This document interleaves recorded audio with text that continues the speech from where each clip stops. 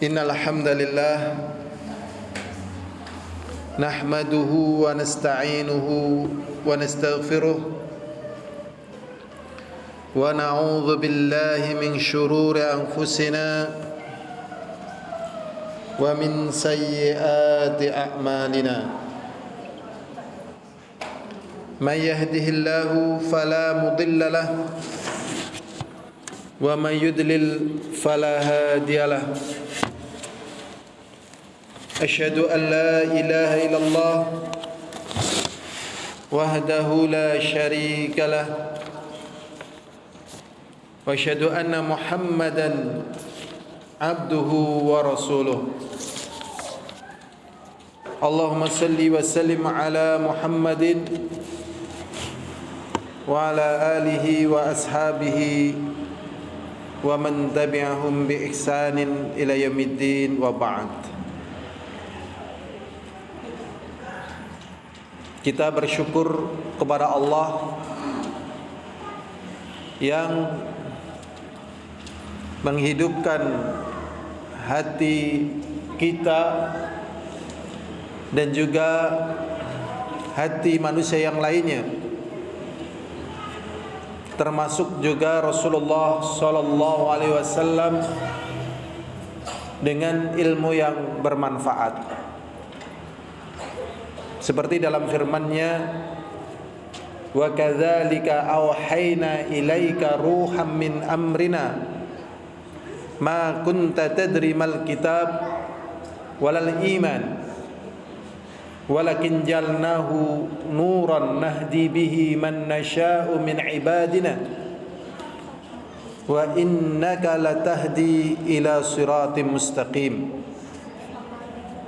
Allah SWT mengatakan, wa kadzalika auhayna, demikianlah kata Allah, kami wahyukan kepada engkau wahai Nabi, ruham min amrina, nyawa dari urusan agama kami. Jadi berupa ilmu, sehingga orang yang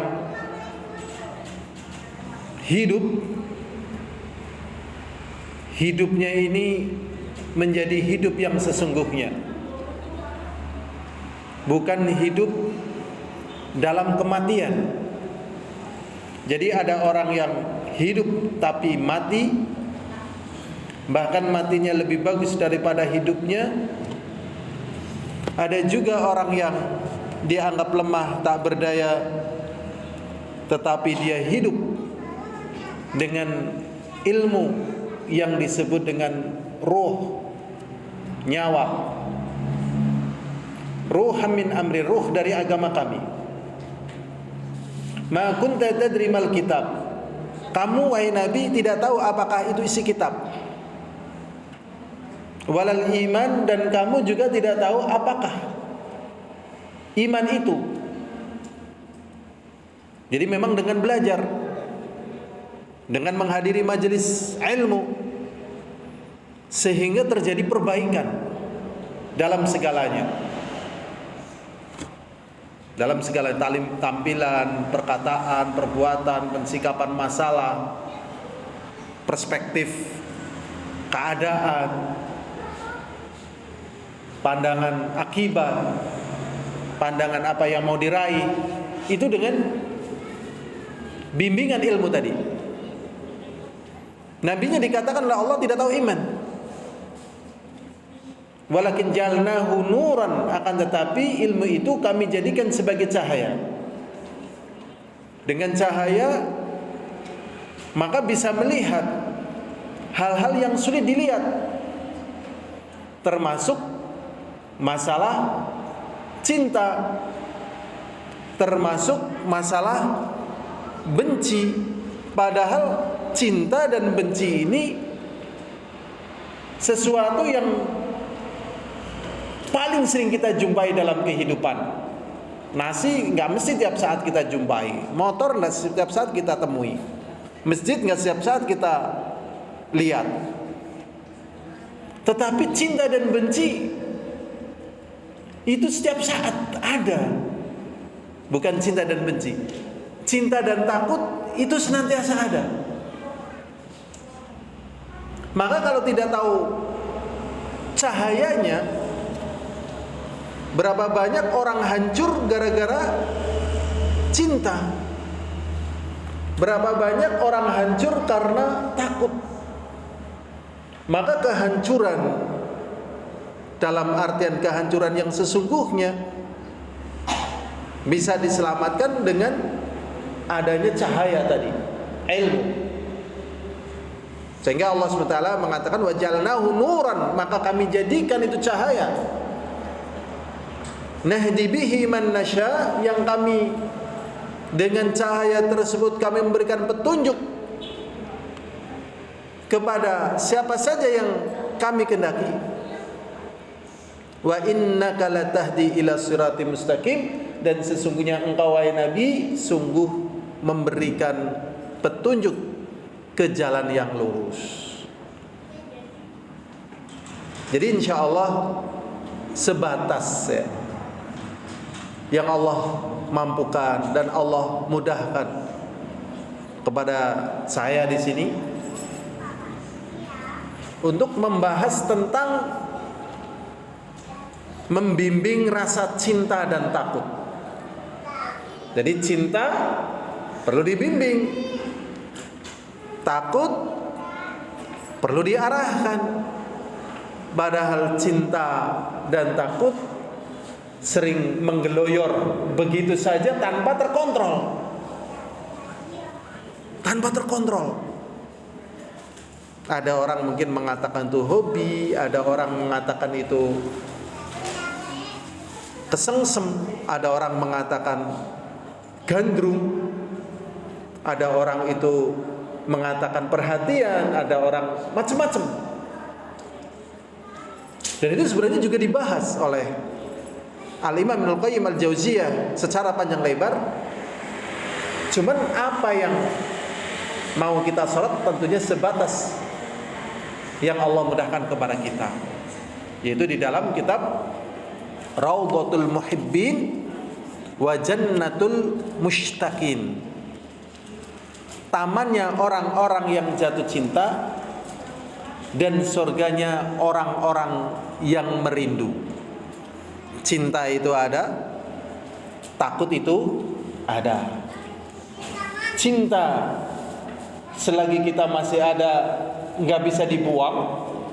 Takut selagi kita masih bernafas juga nggak bisa dibuang. Sehingga perlu perhatian. Ya, ada kasus cinta.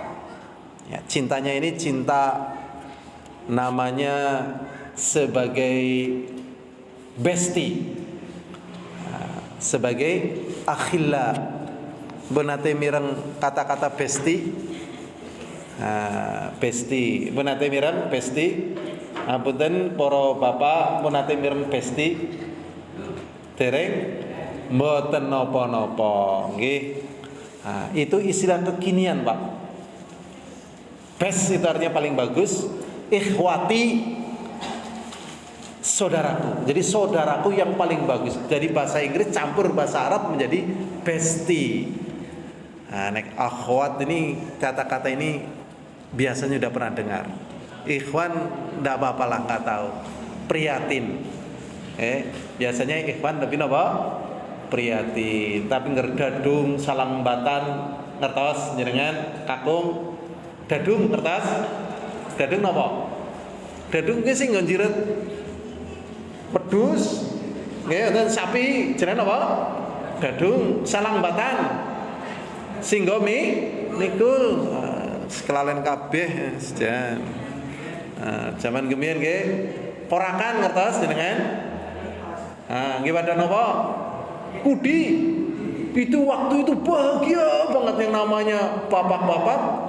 Gerwis lebokna kudi nang porakan dijiret nang ngarep weteng mlaku plotak arep ngendi mbah nggih arep nutui blukang rasane bahagia banget arep ngendi mbah arep nglungkak kuwi apa mbah sinang pundake salang batan.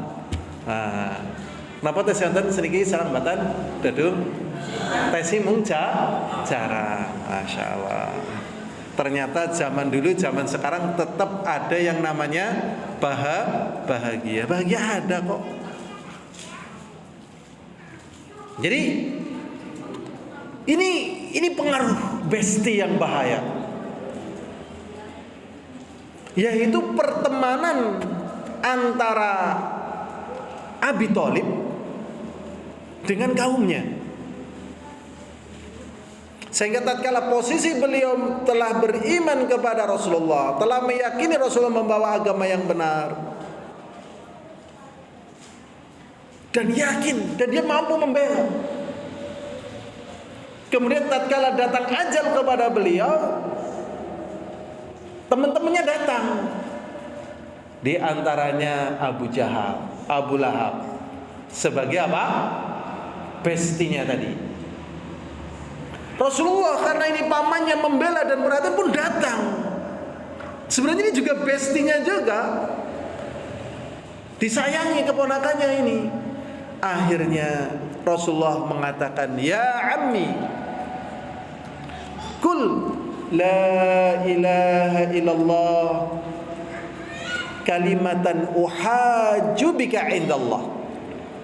Wahai paman, udahlah, ucapkan kalimat la ilaha illallah.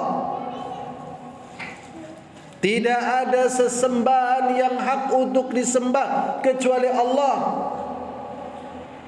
Dengan kata ini aku bela engkau wahai paman di hadapan Allah.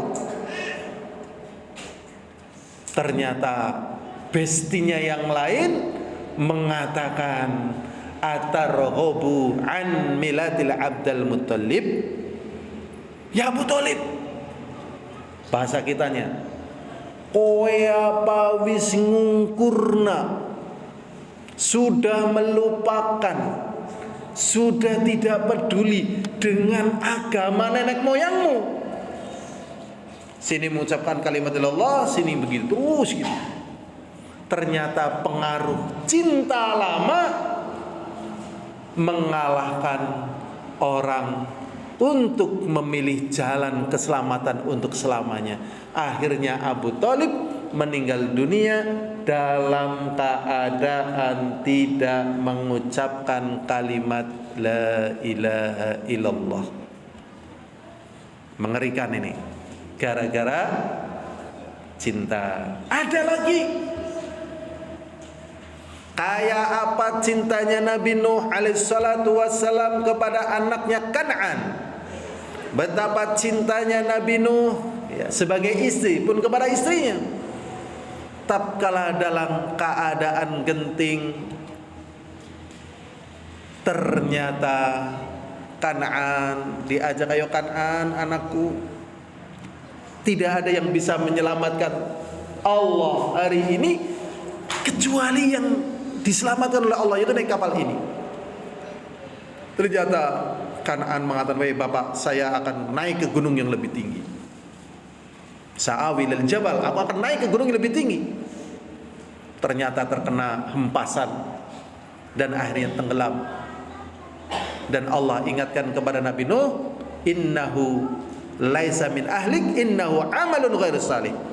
Walaupun kamu cinta itu anakmu, tapi dia bukan keluargamu secara keimanan, walaupun keluarga secara biologis, karena amalannya nggak baik. Yang jadi permasalahan, kenapa Kan'an, kenapa istrinya Nabi Nuh tidak ikut suaminya, Kan'an tidak ikut bapaknya pada dalam keadaan genting? Pengaruh cinta. Pengaruh apa? Cinta. Dan ini banyak. Di antaranya istri Nabi Saleh juga ikut dibinasakan. Istri Nabi Lut, ya, itu bukan karena mereka selingkuh. Jadi dijelaskan oleh masyayikh yang saya duduk di hadapan mereka, istri para nabi nggak ada yang selingkuh. Cuman kenapa mereka berpaling dan kemudian mendapatkan siksa dari Allah dan kehancuran? Bahasa Jawane, ora kepenak karo batir, ora kepenak karo kanca. Lah ora kepenak lah rikuh. Keke jajal ngombe. Ora lah haram. Ish. Kowe makan saku jajal ngombe. Ora lah haram. Jajal. Pokoke nek ora gelem ngombe, moh karo kowe. Ya wis ora apa-apa karo kanca. Akhire ngombe, akhire syirik dan seterusnya. Ini pembahasan secara dasar. Padahal apakah cinta hanya bertahan pada perkara ini? Ternyata tidak. Ya, bahkan Al-Imam Ibnul Qayyim Al-Jauziyah ada yang namanya cinta yang mengandung siksa yang disebut dengan isyaq. Isyaq ini tidak disandarkan kepada Allah karena di dalamnya ada kelemahan, adanya siksa dan kehinaan. Dan yang demikian ini yang paling banyak menjangkiti manusia. Ya, menjangkiti manusia. Jadi kalau orang mengatakan makan tak enak, tidur tak nyenyak, makan ingat, nah, tidur ingat, ya, ini namanya isyaq. Waliyadzubillah. Alhamdulillah azani wa azakumullah. Jadi baik cinta ataupun takut bisa memasukkan pelakunya ke surga atau ke dalam neraka. Kemudian cinta dan takut adalah amalan hati yang sering muncul terkadang tanpa terkontrol. Cinta bisa jadi ibadah, takut juga bisa jadi ibadah. Cinta bisa jadi syirik, takut juga bisa menjadi syirik kepada Allah Subhanahu wa ta'ala. Kita akan pelajari bersama, ya, dalil-dalilnya. Kita akan bahas dulu cinta, nanti takut. Allah Subhanahu wa ta'ala mengatakan di dalam surat Al-Baqarah ayat 165, wa minan nasi may yattakhidhu min dunillahi andadan yuhibbunahum kahubbillah. Dan di antara manusia ada yang menjadikan selain Allah sebagai tandingan. Selain Allah ini sifatnya umum. Apa hawa nafsunya, apa hobinya, apa kedudukannya, semuanya pokoknya dari selain Allah SWT. Di sini atau sukunya, atau negaranya, atau rasnya. Makanya hati-hati. Ada nasionalis tapi menghantarkan kepada bahaya. Istilahnya chauvinis. Kalau dalam bahasa syar'inya namanya hamiyah. Hamiyah ini berbahaya. Ya. Hamiyah ini bahaya. Ini bisa menjadikan syirik. Jadi harus kontrol. Pokoknya selain daripada Allah.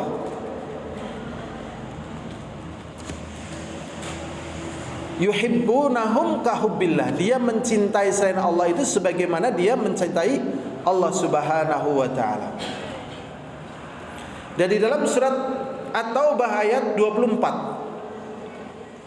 Allah Subhanahu wa ta'ala mengatakan, qul in kana aba'ukum, katakan Nabi, jikalau bapak-bapak kalian,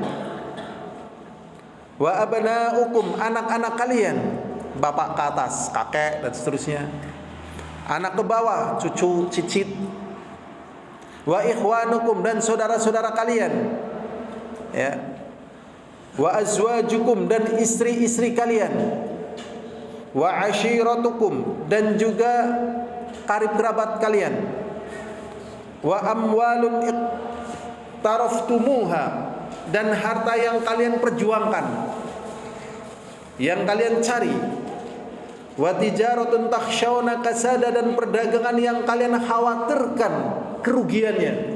Ini hampir menjadi penyakit kronis bagi siapa saja. Maksudnya bagi siapa saja gimana? Ya siapa saja. Dari tingkat terkecil individu sampai tingkat terbesar antar negara. Ini berbahaya sebenarnya ini. Dan dari sisi ini kita melihat agama Islam ini adalah agama solusi bagi semuanya, individu, masyarakat, bangsa dan negara. Memang agama ini nggak bahas detail, dalam artian secara petunjuk-petunjuknya nggak sedetail. Tapi agama ini menjadi pembimbing. Maksudnya sedetail misalnya ya, gimana kita menciptakan drone yang lebih canggih setelah negara lain menciptakan drone yang sangat canggih. Kan nggak dibahas secara hukum syar'inya. Tapi yang melatar belakangi kenapa bikin drone, kenapa membuat ini dan itu, alutsista, perekonomian dan yang lain sebagainya. Ini latar belakangnya di sini di dalam Al-Quran. Ada karena cinta kepada bapak-bapak mereka, karena cinta anak-anak mereka, saudara-saudara mereka, istri-istri mereka, karib kerabat mereka, ataupun harta dan perdagangan mereka. Nih, diingatkan, ini hati-hati. Niatnya mau bahagia, niatnya mau jaya, tetapi yang mereka dapatkan persis seperti ungkapan bahasa Jawa. Nah, nek bahasa Jawa niki biasanya kakung-kakung pun sami ngertos apal. Nggih, menang dadi areng, kalah dadi awu. Iya kalau memang betul-betul jadi arang. Iya kalau memang betul-betul jadi awu. Kalau masuk neraka semuanya gimana? Ya, bahkan ini terjadi pada kaum muslimin. Rasulullah SAW mengatakan, "Idzal taqa muslimani bisayfihima al-qatil wal maqtul finnar." Coba bayangkan. Apabila dua orang muslim, dua-duanya semuanya, kowe nang apa ngapa bendo? Aku ora terima. Masa sawahku banjirnya dipepet. Nah, aku ora terima masa lapakku digusur. Aku ora terima masa belanja nang ngene biungku orang bayar. Ora terima aku. Nah, ini kan perdagangan ini terjadi dimanapun. Masa alma-mater saya dilecehkan, itu sering terjadi tawur. Masa saya dikatakan macam-macam, wah ini dinafikan semuanya. Ya. Dan ini penyakit yang menggerayangi. Sehingga pernah satu kejadian, bukan terjadi di kalangan kita, bahkan terjadi di kalangan orang-orang yang sangat mulia, yaitu Muhajirin dan Ansar. Ini ada dalam Sahih Muslim. Orang Muhajirin mengatakan begini, "Ya lal Ansar, woi, wong Ansar apa sih hebatnya?" Dibalas, "Ya lal Muhajirin, apa kamu Muhajirin? Kowe kan pendatang, kowe teka menggonku kan mung." Wah, biasa nih kayak gitu. Tarung ini, padahal ini dua-duanya mulia ini, masya Allah. Jadi kalau manusia tidak dibimbing dengan agama Allah, hatinya sempit. Karena mesti akan adanya perbedaan-perbedaan. Jadi dengan iman inilah kemudian ditekan. Jadi Rasulullah SAW mengatakan, apabila dua orang muslim bertemu kedua-duanya dengan pedang saling siap membunuh di neraka. Para sahabat heran, "Ya Rasulullah, masa yang membunuh di neraka, yang dibunuh di neraka? Ini gimana? Kalau yang membunuh di neraka oke lah, toyib. Tapi yang dibunuh juga di neraka, ini gimana?" Kemudian Rasulullah menjawab dengan jawaban simple, "Kana harison ala qatli sahibi." Walaupun dia terbunuh, tetapi dia juga ingin membunuh. Kan kurang lebih wong perang kan masalah-masalah iki, anak bojo wilayah dodolan, nggih napa mboten? Nggih napa mboten? Nggih. Gaji urung dinaikna, demo, nggih napa mboten? Nggih. Ya wis daftar pegawai negeri ora ketapa-tapa kesuh ngamuk ngene mboten? Nggih. Warunge digusur. Ya Allah. Kontrol nih, harus kontrol. Kita lanjutkan pada firman Allah tadi. Wa tijaratun takhshawna kasadaha wa masakinu tardawnaha, dan tempat tinggal yang kalian cintai. Jadi tatkala kita membela tanah dan air kita, Pertama, karena Allah. Yang kedua, karena benar. Yang ketiga, karena ingin mengembalikan kebaikan, menolak kejelekan. Ini ya, jangan seperti teman saya. Saya punya teman jadi sekarang udah perwira.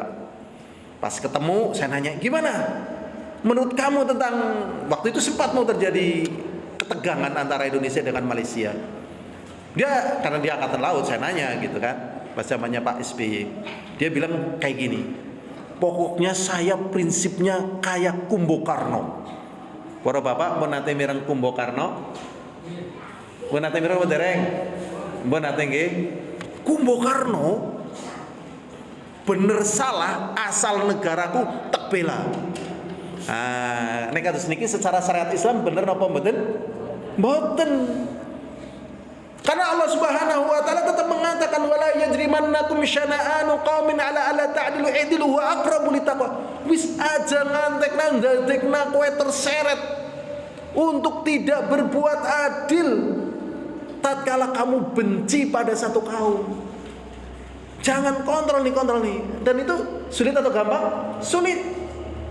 Pokoknya elek apik nek bojoku tak bela. Benar apa salah? Salah. Ini ada yang mengatakan demikian itu. Elek apik anakku tak bela. Benar apa salah? Salah. Elek apik nek pengajianku tak bela. Waduh. Elek apik, jangan dikontrol. Kita semuanya nanti akan mempertanggungjawabkan perbuatan kita di hadapan Allah. Di hadapan apa? Allah. Faman ya'mal mithqala dzarratin khairan yara. Wa may ya'mal mithqala dzarratin syarran yara. Jadi sekecil apapun kebaikan akan dilihat, sekecil apapun kejelekan. Masya Allah. Ya, negara-negara ini sering rebutan kayak gitu itu.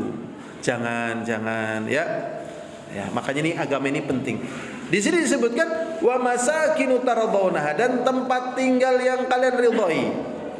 Ahabba ilaikum minallah, lebih kalian cintai daripada Allah. Wa rasuli, dan rasulnya, wa jihadin fi sabilih, dan jihad di jalan Allah. Apa kata Allah? Fatarabbasu hatta ya'tiyallahu bi amri. Tunggu, azab Allah akan datang, dan pasti akan datang. Jadi kalau nggak mampu menekan cinta, maka dia menjadi petaka dengan sebab cintanya. Jadi cinta ini memang harus kontrol, walaupun terhadap anak, walaupun terhadap teman, sama ustadz, sama gurunya, sama istrinya, alma maternya, termasuk terhadap diri sendiri. Nah, ini ancamannya. Jadi Allah dan Rasulnya lebih dicintai daripada yang lainnya. Wallahu la yahdil qaumal fasikin, dan Allah tidak akan memberikan petunjuk kepada orang yang fasik. Hadirin azani wa azakumullah, di sana ada hadis lagi dari Anas, semoga Allah meridainya. Berkata Rasulullah sallallahu alaihi wasallam, la yu'minu ahadukum hatta akuna ahabba ilaihi. Salah seorang di antara kalian tidak dikatakan beriman.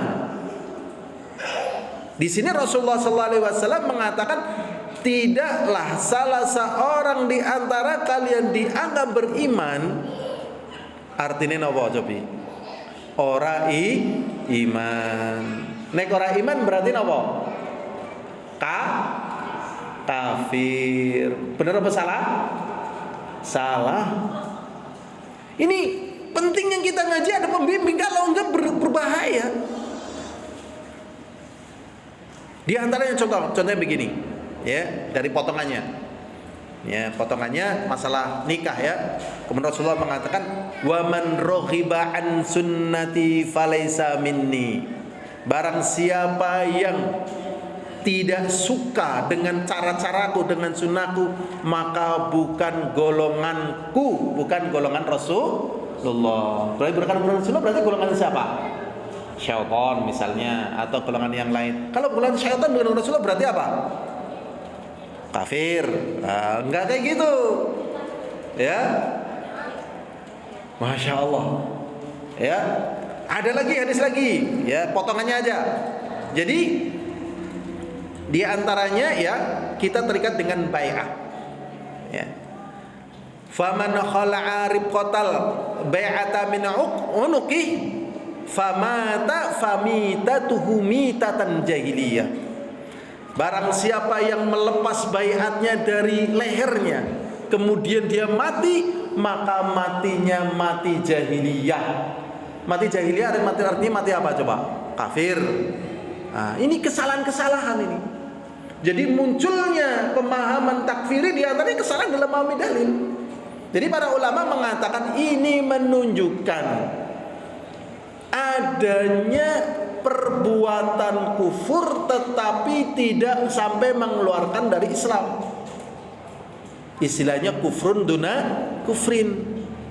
Kufur tapi nggak sampai kufur. Tetapi makna di sini artinya adalah tidak sempurna iman.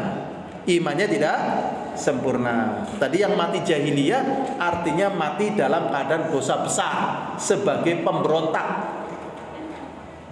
Islam jamaah menganggap kalau tidak mau jamaah kafir gitu. Ini dalilnya. Bukan begitu. Maksudnya mati sebagai mati jahiliyah itu sebagai pemberontak. Gitu, bukan sebagai orang kafir karena memberontak tadi. Ya. Bukan termasuk golonganku, ya. Faman raghiba an sunnati falaysa minni, maksudnya dia bukan termasuk golongan orang-orang yang mengikuti sunnahku tadi pada perkara itu. Nah, ini berarti hati-hati. Di sini Rasulullah SAW mengatakan tidak sempurna salah seorang, keimanan salah seorang di antara kalian, hatta akuna ahabba ilai, sampai aku dijadikan lebih dicintai oleh dirinya. Melatih diri untuk lebih mencintai Rasulullah min waladihi, daripada anaknya, wa walidihi, daripada orang tuanya, wan nasi ajma'in, dan daripada seluruh manusia. Waktu itu pernah Umar bin Khattab mengatakan, ya Rasulullah, aku bisa lebih mencintai engkau daripada seluruh manusia kecuali diriku ya Rasulullah. Kemudian Rasulullah mengatakan, wala anta ya Umar, tidak pula engkau ya Umar. Kemudian Umar langsung mengatakan, ya, termasuk juga diriku. Jadi Umar langsung mengatakan, aku juga tidak lebih mencintai diriku dibandingkan mencintai Allah dan Rasulnya. Kemudian Rasulullah mengatakan, al-an ya Umar, ya sudah sekarang Umar. Jadi kita harus lebih melatih cinta kita, sehingga kalau kita mampu pada tahapan ini, maka sekian banyak penyakit akan sembuh, sekian banyak penderitaan akan hilang. Jadi penyakit muncul, penderitaan datang, di antaranya tidak mampu meletakkan cinta kita kepada Allah dan Rasulnya melebihi dari semuanya. Ya. Al-hadirun azani wa azakumullah. Kemudian juga di dalam hadis yang lainnya berkata Rasulullah sallallahu alaihi wasallam, "Thalathun man kunna fihi wajada bihinna halawatal iman." 3 perkara, barang siapa yang menjumpai 3 perkara tersebut, maka dia merasakan manisnya iman. Yang pertama, ayakunallah wa rasuluhu, hendaknya Allah dan Rasulnya, ahabba ilaihi mimma siwahuma, lebih dia cintai daripada keduanya. Wa yuhibbul mar'a la yuhibbuhu illa lillah, dan hendaknya seseorang tidak mencintai hamba, tidak mencintai manusia kecuali karena Allah. Wa yakraha ayyauda fil kufri, dan dia tidak suka dikembalikan kepada kekufuran. Ba'da idz anqadhahu Allahu minhu, setelah Allah selamatkan dia dari kekufuran. kama yakra ayuqdhafa finnar, sebagaimana dia tidak suka dikembalikan kepada neraka. Ini baru bisa merasakan manisnya iman. Dengan merasakan manis ini yang akan membawa manusia kepada istiqomah. Dengan merasakan manis ini yang membawa manusia kepada husnul khatimah. Jadi kalau kita belum bisa merasakan manisnya, berjuang sampai merasakan manisnya. Begitu ya. Pernah nih ada kisah nih, nah, kayak gini. Kisahnya kayak gini. Imam, maksudnya Imam Ahmad, sampai kapan kita ngaji? Imam Ahmad mengatakan, kalau mereka mati dalam keadaan maksiat, maka kita pun ngaji sampai mati. Jadi yang bermaksiat ini pun sampai mati, maka kita ngaji pun sampai ngaji. Pertanyaannya, kenapa yang bermaksiat sampai mati? Karena merasakan apa? Manisnya. Kenapa yang ngaji sampai mati? Karena merasakan manisnya. Berarti kalau merasa tidak ada yang hilang tatkala kita nggak berangkat ngaji, merasa tidak ada yang gersang kalau kita jarang ngaji, berarti manisnya ngaji belum dirasakan. Kalau kita merasakan, waliyadzubillah, ini nggak ada perasaan apa-apa, bisa jadi ini sudah lepas iman. Orang nggak sholat sehari merasa berdosa, 2 hari merasa berdosa, 3 hari nggak sholat merasa berdosanya berkurang, sampai seminggu, sampai sebulan dia nggak sholat, sampai setahun, sampai 10 tahun, sampai mati dia nggak terasa dosa. Ya Allah, berarti imannya sudah habis. Bahkan Rasulullah SAW hanya karena sholat asarnya tertunda marahnya luar biasa, sampai mengatakan, mala'allahu kuburahum an-nara mana'uni anis sholatil asar. Semoga Allah SWT memenuhkan kuburan-kuburan mereka, yaitu kuburan musyrikin. Sebabnya karena apa? Perang iki orang nganggo aturan. Wong wis saate ngasar kan jeda perang dulu, salat asar, njaluk perang bae ora rampung-rampung. Akhirnya sampai menjelang maghrib, akhirnya marah besar dan mendoakan neraka buat musyrikin yang menghalangi Rasulullah dari salat asar. Ini kalau tidak diingatkan bahaya. Gara-gara bal-balan salat asarnya terlambat atau enggak salat asar, gara-gara bal-balan loh. Bal-balannya harus mulai jam 3, persiapannya jam 2, rampung bal-balan jam berapa? Maghrib. Salat asarnya tertunda atau bablas? Bablas. Karnaval, gimana? Nah, mantenan. Ya Allah, kerja. Ini ngeri nih. Berarti dia tidak merasakan manisnya iman. Kalau merasakan manisnya iman nggak bisa. Ya, bahkan ada hal yang kita perlu berjuang, yaitu bangun malam. Ciri-ciri orang-orang yang beriman itu kalau tidur itu nggak lenyap. Ada saatnya dia itu jenggirak, ya Allah, wis 3:30. Akhirnya dia mengambil apa? Wudu, kemudian sholat. Kalau tidak, berarti di sini, ya kata para ulama, illa istahwadzathu syaitan, kecuali dia telah diperdaya oleh syaitan. Berapa banyak kita nggak tahajud, berapa banyak kita nggak taklim, berapa banyak kita tidak berzikir, berapa banyak kita tidak membaca Al-Quran. Berarti kita sering kalah tatkala berhadapan dengan syaitan. Berarti kita belum merasakan manisnya sesuatu yang kita cintai. Ada kisah lagi nih. Ya, di Timur Tengah secara umum jarang gajah. Jarang gajah ya di Timur Tengah ini. Ini kisah tentang ulama. Dia punya santri banyak. Ternyata tiba-tiba ada gajah. Santrinya semuanya bubar. Kenapa bubar?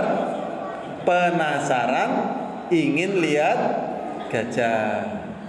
Ternyata ada satu yang nggak bubar. Akhirnya imam ini bertanya kepada dia, "Loh, kenapa kamu tidak lari itu lihat gajah? Seperti teman-temanmu lihat gajah."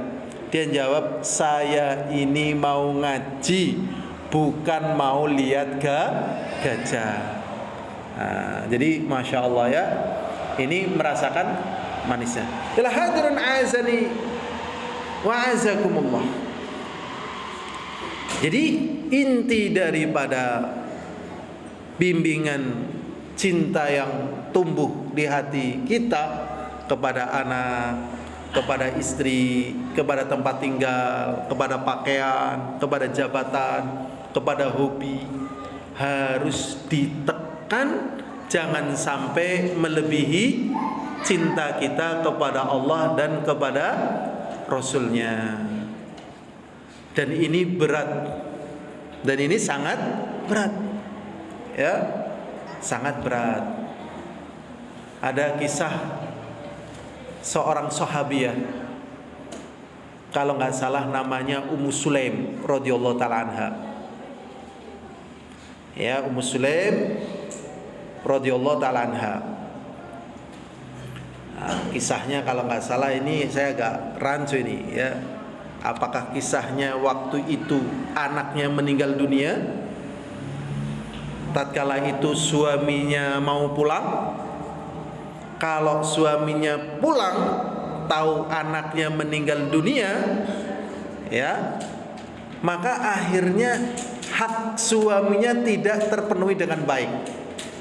Karena tentunya suaminya setelah merantau, misalnya tidak membawa uang banyak, tetapi yang jelas membawa rindu yang banyak, cinta yang banyak. Ya, jadi cinta kadang turun begitu, karena sering ketemu, bosen. Biar cintanya ngisi lagi, ngecas lagi. Nah, ini safar ini. Tatkala safar, mulai istrinya yang sudah berubah diingat tatkala baru nadhor. Masya Allah. Istrinya yang sudah punya banyak cucu teringat tatkala istrinya masih muda. Istrinya yang sudah loyo teringat tatkala masih semangat-semangatnya. Akhirnya cintanya apa? Penuh kangen. Masya Allah. Akhirnya Muslim tahu perkara ini. Akhirnya dia berdandan, dia mempersiapkan diri. Ya, istrinya suaminya datang. Gimana keadaan anak kita? Ya, alhamdulillah dalam keadaan lebih baik. Sekarang dia di mana? Ya, sedang istirahat. Ya, karena katanya keadaan lebih baik, sedang istirahat, ya sudah. Ya, cinta yang menggumpal, ketemu istrinya akhirnya tersalurkan. Nah, setelah tersalurkan baru cerita, sebenarnya anak kita sudah meninggal. Masya Allah. Tapi hak suaminya sudah terpenuhi. Kemudian cerita ini disampaikan kepada Rasulullah Sallallahu Alaihi Wasallam. Yang menjadi pembahasan kita, kenapa bisa melakukan seperti ini? Karena dia lebih mencintai Allah dan Rasulnya. Dia kontrol ini ada hak suami, ini ada pahala, ini ada kebaikan. Dan yang meninggal ini juga nggak mungkin hidup. Daripada ini sudah meninggal nggak mungkin hidup, nanti hak suaminya terlewatkan, pahala terlewatkan, sudahlah. Begitu. Nah, ini bisa terjadi karena meletakkan cinta dia kepada Allah dan Rasulnya lebih daripada mencintai yang lainnya. Ya, ada satu hadis. Ini hadis ini diriwayatkan dari Abdullah ibni Umar. Dan dari hadis ini sebagai petunjuk bahwasanya kalau nggak mau mengembalikan agama ini kepada agama Allah dan lebih mencintai selainnya, maka akan ditimpakan kehinaan, dan kehinaan ini tidak akan dicabut sampai mau kembali kepada agama Allah. Beliau menukilkan ucapan Rasulullah sallallahu alaihi wasallam, "Idza tabaya'tum bil 'inah wa akhadhtum adhnabal baqar wa raditum biz zar'i wa taraktumul jihada salatallahu alaikum dhulla la yanzu'uhu hatta tarji'u ila dinikum." Rasulullah sallallahu alaihi wasallam mengatakan, apabila kalian telah berjual beli dengan cara inah. Inah itu salah satu jenis perdagangan ribawi, riba. Wa akhadhtum adhnabal baqar, dan kalian lebih cinta ya berjalan di belakang kerbau, artinya kalian lebih cinta dengan kebodohan. Wa akhadhtum adhnabal baqar. Pembahasan ini sebenarnya panjang ya, tapi gampangannya kayak gini. Nek ngaji ora oleh duit, gini apa mboten? Nek kerja uli duit, gini apa mboten? Iya. Makanya orang kan lebih suka kerja, lebih suka dagang daripada ngaji. Ngaji ini ya belajar. Ya, tapi sebenarnya dengan ngaji ini kita dapat banyak manfaat. Kalau kerja kita dapat tambahan keuntungan, kalau ngaji ya dapat keuntungan. Mung tidak instan, tidak instan gitu. Ya, tidak instan. Maka semoga negeri kita ini juga perhatian sama ngaji, perhatian sama belajar. Bikin jalan tol, khasiatnya jelas. Bikin dan itu khasiatnya jelas. Ngaji sebenarnya jelas, cuman nggak instan. Dan ternyata kata Rasulullah SAW, beliau mengatakan, wa akhadhtum adhnabal baqar, dan kalian telah ridha dengan kebodohan, lebih cinta dengan kebodohan. Karena apa? Kebodohan itu kan instan. Masih ingat kisahnya Bani Israel? Bani Israel, kowe ngibadah dina setu, dina kemis golek iwak, ora ana iwak. Dina Jumat golek iwak, ora ana iwak. Pas dina setu iwake akeh. Lebih becik, lebih apik golek iwak apa ngibadah? Umumnya cari iwak lah, karena instan. Ternyata kebenaran Allah dijadikan kera dan babi. Antum tahu nggak? Nih, jadi bicara ya, nggak apa-apa. Cara menekan bunuh diri. Cara menekan apa? Bunuh diri. Bunuh diri di Indonesia tingkatannya paling tinggi. Banyak, mungkin tiap detik ada yang bunuh diri. Jadi kalau orang pengen ditanya, lebih banyak mana yang mati karena dibunuh, diterkam binatang buas, kecelakaan, atau bunuh diri? Ternyata yang paling banyak karena bunuh diri. Kecelakaan ada, kecelakaan, dibunuh ada, kena hukuman mati ada. Ternyata yang mati bunuh diri jauh lebih banyak. Coba pertanyaannya, kenapa mereka mati bunuh diri? Bukankah tatkala mati bunuh diri ini seluruh aset yang ada pada dia hilang? Aset akalnya hilang, aset kecantikannya hilang, aset yang lainnya hilang. Bunuh diri. Kalah kripto, mati bunuh diri. Kalah kripto, nggih, penati bareng kripto. Nggih, forex trading.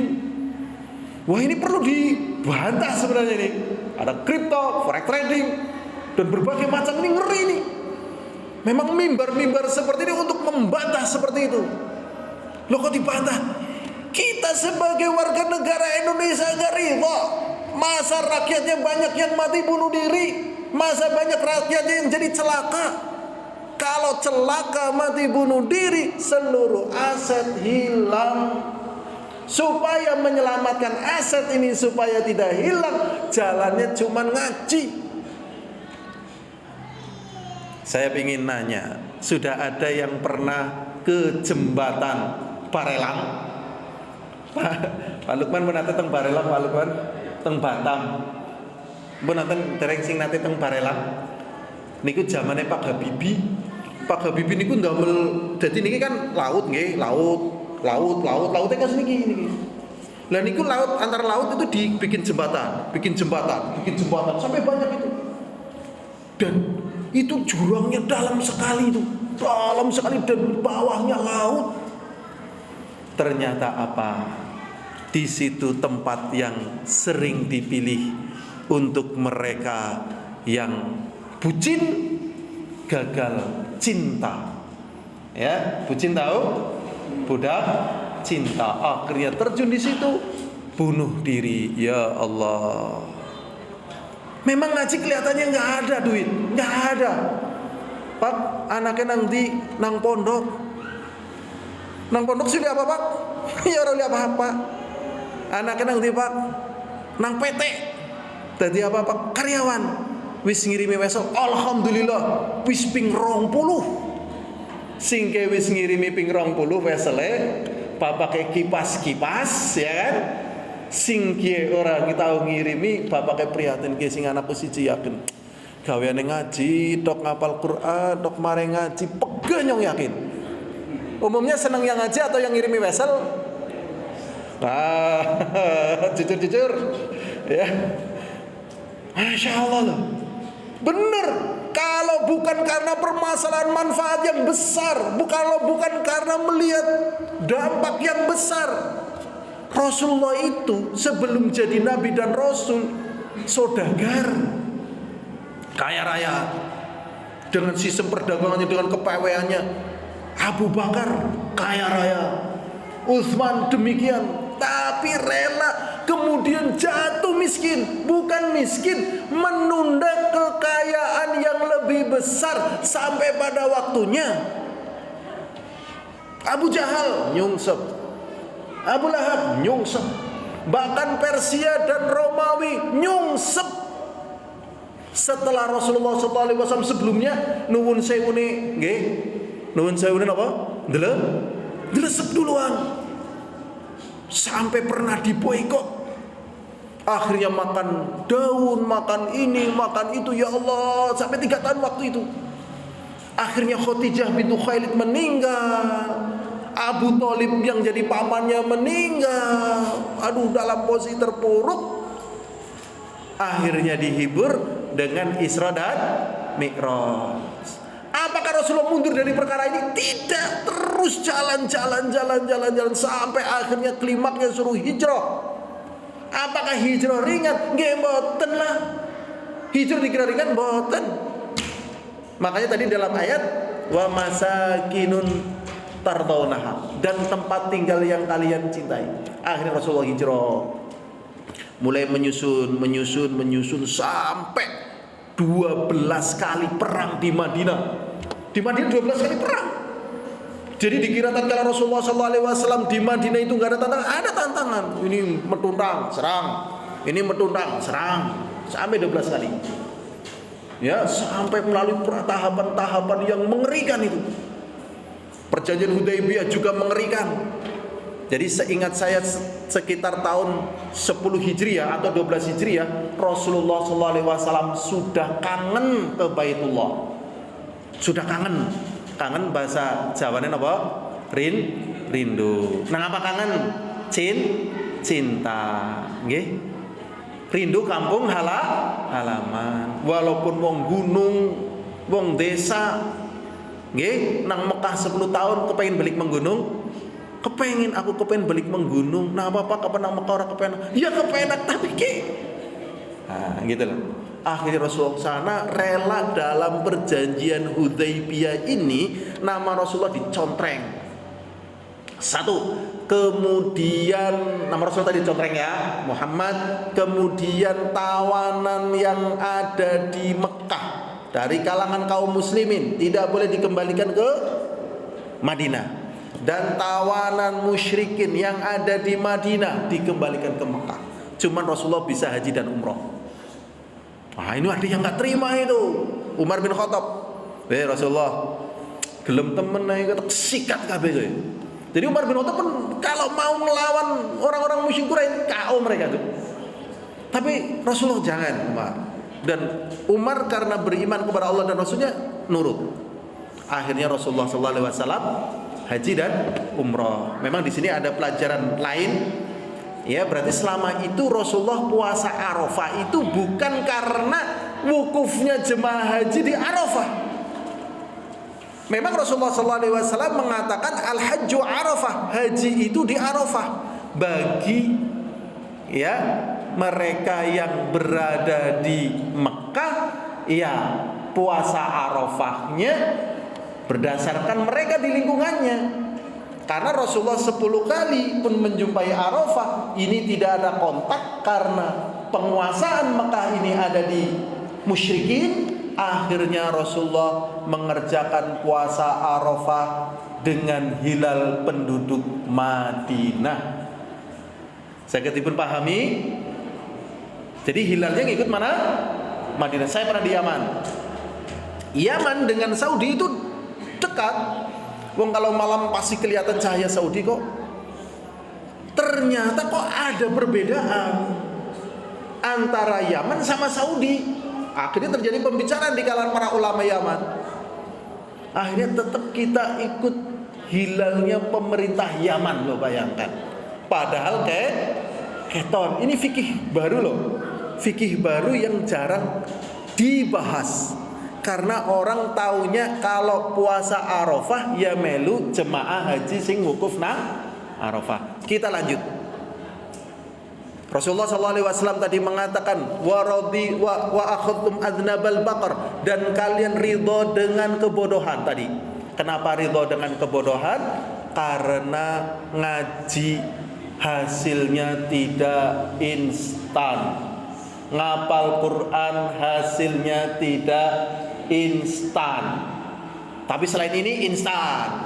Instan, SD, SMP, SMA, daftar ini, daftar itu, wah langsung begini ya kan? Ya Allah, ngaji perjalanannya panjang dan seterusnya gitu. Sehingga perlu disadarkan. Ini penting. Wa akhadtum adnabal baqar wa raditum bizzar'i. Ditambah lagi dan kalian sudah lebih cinta dengan sawah ladang. Wa taraktumul jihada, dan meninggalkan jihad. Jihad di sini yang paling dekat adalah mencari ilmu. Lebih mendahulukan itu semuanya. Maka kata Rasulullah SAW, salatallahu alaikum dhulla, maka akan ditimpakan kerendahan. Jadi kalau kita ingin izzah, diri kita, istri kita, anak kita, tetangga kita, bangsa kita, bangunlah cinta kepada apa yang menjadikan kita lebih mulia. Karena kemuliaan seperti yang dikatakan oleh Allah, lillahil izzatu wali rasulihi walil mu'min, yaitu kepada Allah, mencari ilmu, bertakwa dan seterusnya. Maka akan ditimpakan kehinaan, kata Rasulullah, la yanzi'uhu hatta tarji'u ila dinikum. Ini tidak dicabut kehinaan ini sampai kalian mau kembali kepada agama kalian. Jadi cara membimbing cinta tadi sudah kita sebutkan. Kemudian ada hal yang perlu kita waspadai juga, masalah takut. Masalah apa? Takut. Tapi waktunya sudah hampir habis. Ya, sudah hampir habis. Nah, kita bahas yang ringkas. Ya, kita bahas yang ringkas. Ya, ini pembahasan sedikit ya. Ada sifat yang terpuji, dan ini menjadi kebanggaan kaum muslimin, yaitu sifat keberanian. Sifat keberanian. Jadi para ulama mengatakan asy-syaja'ah wiqayah wal khauf maqtalah. Keberanian itu perlindungan, sedangkan takut itu terjadinya pembunuhan. Jadi orang pingin mendapatkan kebaikan, syaratnya harus berani. Makanya bangsa Arab itu sangat meremehkan kematian. Tentunya tanda petik ya, tapi mereka tidak menganggap besar satu kematian. Sehingga mereka menjadi bangsa yang pemberani. Apa sih sebenarnya yang menjadikan orang yang sangat penakut menjadi sangat pemberani? Dan kenapa ada orang yang sangat pemberani menjadi sangat penakut? Oke. Saged dipun pahami niki para hadirin, kenapa orang yang sangat penakut menjadi sangat pemberani, dan kenapa orang yang sangat pemberani menjadi penakut? Kenapa ini? Ternyata kuncinya di sini karena rasa takut dia kepada Allah. Makanya kalau orang tidak membangun rasa takut dia kepada Allah, maka dia menjadi pengecut, super pengecut. Kalau dia adalah orang yang sangat penakut, ternyata dia memiliki rasa takut yang benar kepada Allah, bahkan apa yang ditakuti oleh manusia menjadi kecintaan dia. Masya Allah. Kisah ini sudah terlalu banyak. Kisah ini terlalu banyak ya. Terlalu banyak. Dulu ada anak kecil ya mungkin belasan tahun nanya, mana yang namanya Abu Jahal, mana yang namanya Abu Lahab. Nah, dikasih ciri-cirinya, beranak kecil, akhirnya didatangi kemudian dibunuh. Masya Allah, musyrikin. Bahkan Bilal bin Abi Rabah dulu pernah disiksa ya sama Ubay bin Umayyah. Tatkala pada perang Kubro, dia cari mana ya, ternyata lihat akhirnya terjadi perang tanding antara ya Ubay bin Umayyah tadi dengan Bilal bin Abi Rabah. Akhirnya Bilal bin Abi Rabah mampu membunuhnya. Yang melatar belakangnya apa tadi? Rasa takut kepada Allah. Ya, kita pelajari tentang rasa takut kepada Allah Subhanahu wa ta'ala.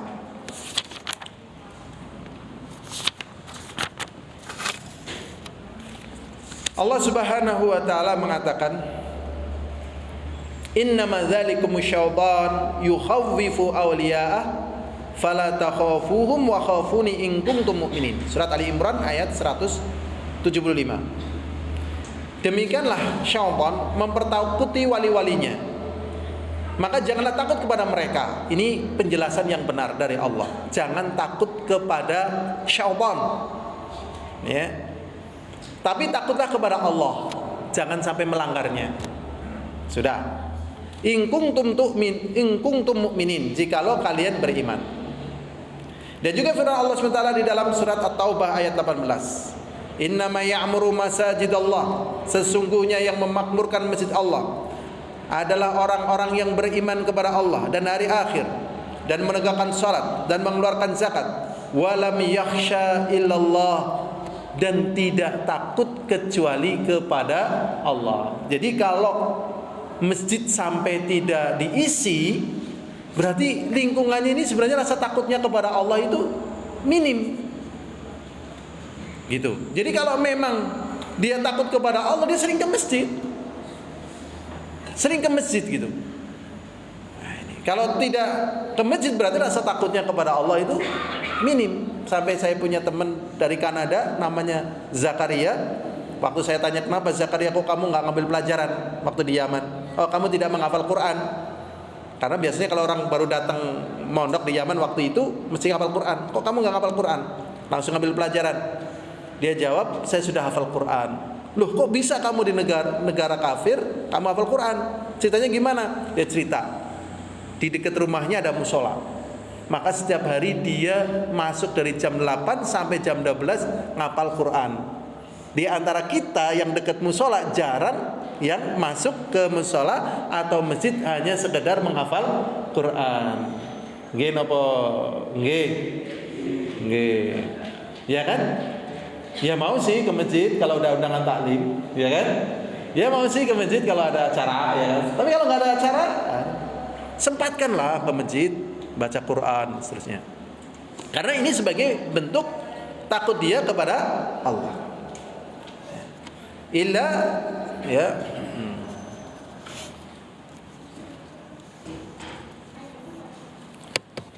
Wal yaumil akhir, dan juga hari akhir. Wa aqamas salawata zakah wa lam yakhsha ila Allah fa asa ulaika ayyakuna minal muhtadin. Dan mereka itu adalah orang-orang yang mendapatkan petunjuk. Jadi gambaran orang mendapatkan petunjuk seperti itu. Berikutnya di dalam surat Al-Ankabut ayat 10. Allah SWT berfirman, "Wa minan nasi may yaqulu amana billah." Dan di antara manusia ada yang mengatakan kami beriman kepada Allah. Jadi memang butuh bukti. Ya. Butuh apa? Bukti. Dia mengaku beriman kepada Allah. Tetapi apa? Fa idza udhiya fillah, ternyata tatkala dia diganggu, tatkala menjalankan agama Allah, ja'ala fitnatan nasi ka'adzabillah, dia ketakutan dan menjadikan fitnahnya manusia, ejekannya, buliannya, kemudian ancamannya, gangguannya seperti siksanya Allah. Jadi kadang kita itu terlalu lemah iman. Dihina sedikit mengkeret, dapat ujian sedikit mengkeret gitu. Ya, ini hati-hati ini, ya, hati-hati. Harus diperbesar rasa takutnya kembali kepada Allah. Kemudian lagi di sini dibawakan hadis dari Abu Sa'id Al-Khudri radhiyallahu taala anhu marfu'a. Rasulullah sallallahu alaihi wasallam mengatakan, "Inna min dha'fil yaqin," sesungguhnya dari kelemahan keyakinan, "anturdiyan nasa bisukhtillah," mencari ridha manusia dengan kemurkaan dari Allah. Berarti di sini dia lebih takut kepada manusia daripada takut kepada Allah. Nah, ini makanya ujian berat ini, ya. Ujian berat, ya. Pernah ada yang tanya kepada Syekh Muhammad bin Shalih Al-Utsaimin, "Syekh, ini kalau saya memperkerjakan kaum muslimin ini, ya biasanya waktu sholat ya kan. Tapi kalau mengerjakan orang Filipina dan sebagainya, dia bisa kerja terus." Ya. Nah, ini kaum mukminin yang demikian, ini kaum mukminin yang baik. Tapi biasanya kaum mukminin khawatir dipecat karena waktu sholatnya nggak dikasih. Nah, ini mengerikan ini, jangan ya. Jadi kalau misalnya ada yang kerja di perusahaan seperti itu, ke waktu sholatnya nggak dikasih, memang sengaja disempitkan, sudahlah, tawakal saja, takutlah kepada Allah. Nanti Allah akan mencarikan jalan keluar. Di sini dikatakan ini termasuk bentuk kelemahan keyakinan, dia mencari ridha manusia dengan kemurkaan Allah. Wa antahmadahum ala rizkillah, dan dia memuji manusia padahal manusia itu mendapatkan rizki dari Allah. Manusia itu betul-betul mudah sekali jatuh mentalnya. Kalau yang datang kaya, baunya harum, penampilannya bagus, mobilnya bagus, rumahnya bagus, anak-anaknya bagus, ini perasaannya mongkok, padahal mungkin kita tahu ini bukan kaum muslimin. Tapi kalau yang datang sebaliknya jatuh, kadang muji-muji, ini termasuk kelemahan iman. Berarti termasuk kelemahan iman, suka mencela negeri muslim. Tuh lihat kalau di negeri kafir, ya kan, sungainya bersih, tempatnya bersih, begini. Kalau di negeri muslim sungainya kotor dan seterusnya, banyak malingnya dan seterusnya. Ini sama saja. Jadi negeri kafir diberi rezeki oleh Allah, negeri muslim diberi rezeki oleh Allah. Jadi kalau kita mau muji, pujilah dengan cara yang tepat. Ya, mereka dapat rezeki banyak, tempat-tempat mereka bersih, tetapi hati-hati mereka kotor dengan kekufuran mereka kepada Allah. Wa antadzummahum, dan mencela mereka ala malam yu'taqallah, dan mencela manusia pada perkara apa yang kamu belum diberi oleh Allah. Inna rizqallahi la yajurru hirsu harisin, sesungguhnya rizki Allah itu tidak didapatkan oleh orang-orang yang sangat semangat. Tadi tidak mesti orang yang sangat semangat untuk mencari rizki dia mendapatkan rizki. Wala yarudduhu karahiyatu karihin, dan rizki Allah juga Allah akan datangkan walaupun dia tidak mau. Jadi walaupun dia tidak mau, tatkala Allah SWT berikan kepada dia, ya diberikan juga. Jadi rizki ini bukan semata-mata jeripayah kita. Rizki ini bukan semata-mata kepandaian kita, tetapi rizki ini sejatinya datangnya dari Allah. Makanya di sini kita harus menempatkan rasa takut kepada Allah di atas segalanya. Karena rasa takut kepada Allah tatkala di atas segalanya, inilah yang menyelamatkan kita. Kita bisa menggunakan waktu-waktu kita untuk ibadah. Kita bisa memilih hal-hal yang memberikan kebaikan kepada diri kita, dan kita bisa terlepas dari perkara-perkara yang membelenggu kita. Ya, jadi rasa takut terhadap kemiskinan sering menghantui. Sering menghantui rasa takut terhadap kemiskinan. Rasa takut macam-macam ya. Maka di sini harus dibangun di atas rasa takut kepada Allah SWT. Satu hadis lagi selesai pembahasan kita, yaitu hadis yang diriwayatkan Aisyah. Rasulullah SAW mengatakan, barang siapa yang mencari ridha Allah dengan kemurkaan manusia, maka Allah ridha kepada mereka dan manusia akan ridha kepadanya. Jadi barang siapa yang mencari ridha Allah dengan kemurkaan manusia, seperti menghidupkan taklim, menghidupkan agama, mungkin banyak orang gak suka, tetapi Allah akan ridha kepadanya dan manusia di kemudian hari pun akan ridha padanya. Dan barang siapa yang mencari ridha manusia dengan kemurkaan Allah, mencari pamor, mencari pamrih, menghibur, tetapi yang diharamkan oleh Allah, dan Allah murka, maka apa yang terjadi? Maka Allah akan murka kepadanya dan manusia pun akan benci kepadanya. Ini dua perkara yang semoga dengan dua perkara ini, yaitu cinta dan takut, menjadikan sebab diri kita masing-masing sampai pada keselamatan dan kebahagiaan baik dunia kita ataupun akhirat kita. Ini saja yang bisa saya sampaikan. Semoga bermanfaat. Apabila ada kesalahan datangnya dari saya sendiri dan juga dari Syaitan, apabila ada kata-kata yang menyinggung atau tidak berkenan, al-afu minkum. Walhamdulillahirabbil alamin. Assalamualaikum warahmatullahi wabarakatuh.